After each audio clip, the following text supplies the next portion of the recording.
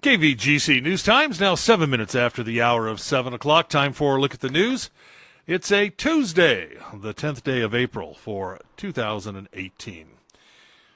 Yesterday was John Campbell's birthday, and we missed it. So, John, happy birthday. John Campbell celebrated his birthday yesterday, and we totally forgot about it. Celebrated, he was the Only Farms was the featured wine at the winemakers dinner last night at the National, and John actually happened to be John's 50th birthday too, so he was celebrating. So John, sorry we missed your birthday yesterday, but happy big 5-0 to you today, buddy.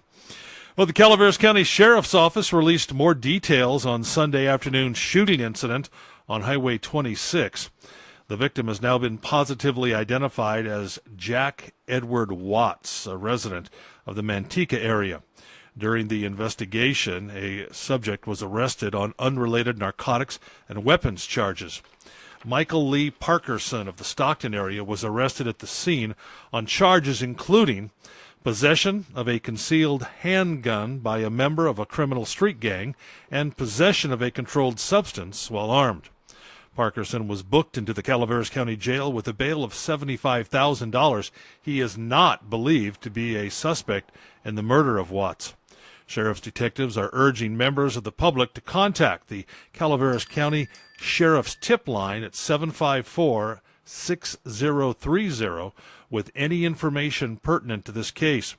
Anyone traveling on Highway 26 between McCallamy Hill and Highway 12 on Sunday, now between the hours of 4 p.m. and 6 p.m., that may have information on this case, you're asked to call.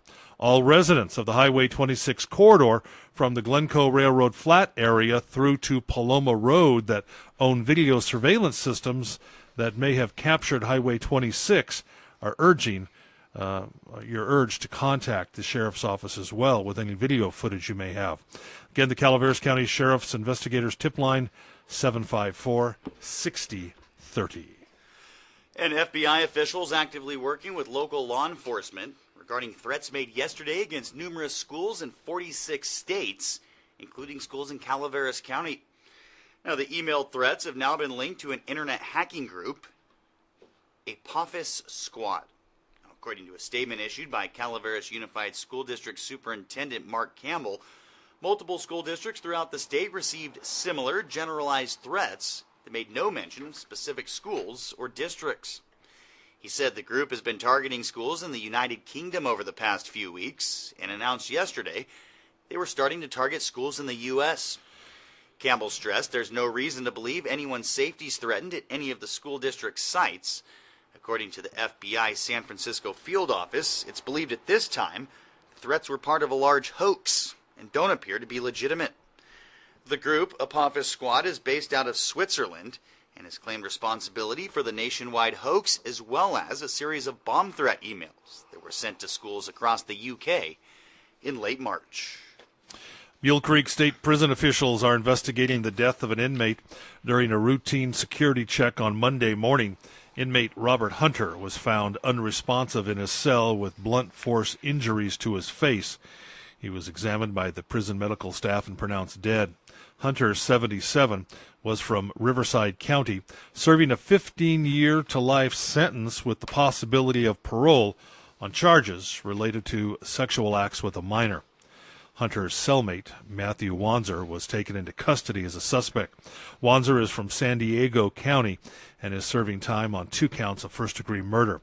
The incident is currently being investigated as a homicide by the prison's investigative services unit. Mule Creek State Prison, located just west of Ione, houses more than 4,100 minimum, medium, and maximum security inmates. Well, the Ione Police Department again warning residents and visitors to lock your vehicles. Within the last few days alone, Ione Police has received reports of vehicles being broken into, as well as 3 vehicles completely stolen. Now, these thefts appear to be occurring in the late evening and early morning hours. If you see or hear any suspicious activity or see persons walking about late at night, please contact the Sheriff Department at 223-6513.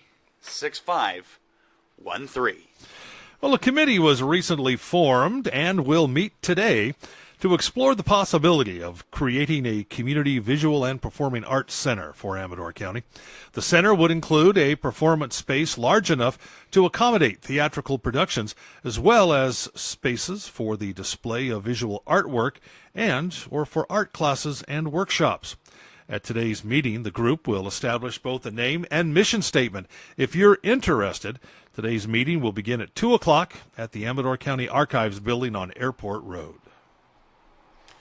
And PG&E and Vulcan Construction continuing closures on portions of Perry Street to through traffic as gas line replacement work continues here in Jackson.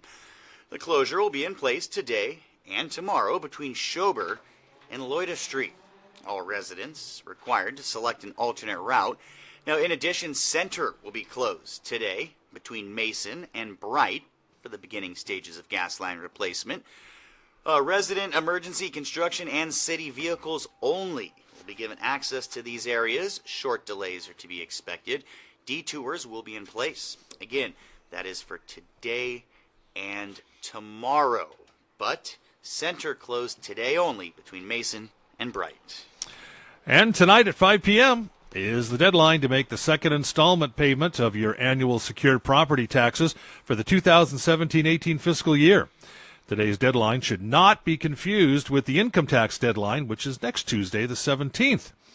Now, if not paid today, a 10% delinquent penalty and a $20 cost charge will be added. Taxes remaining unpaid after June 30th will accrue additional statutory penalties at the rate of 1.5% per month, as well as additional fees. Now, for additional information and payment options, visit the Amador County website or call the tax collector's office. And that's a look at local news on a Gold Country Tuesday morning. For the latest news, traffic, and weather, 24 hours a day, visit our website, kvgcradio.com. Don't forget, coming up this morning at 9 o'clock, you can view the Amador County Board of Supervisors meeting on the KVGC Facebook page.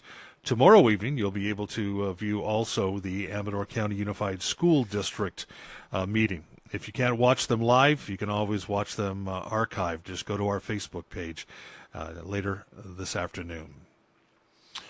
From the KVGC News Center, I'm JD. And I'm Jim Geedy reporting.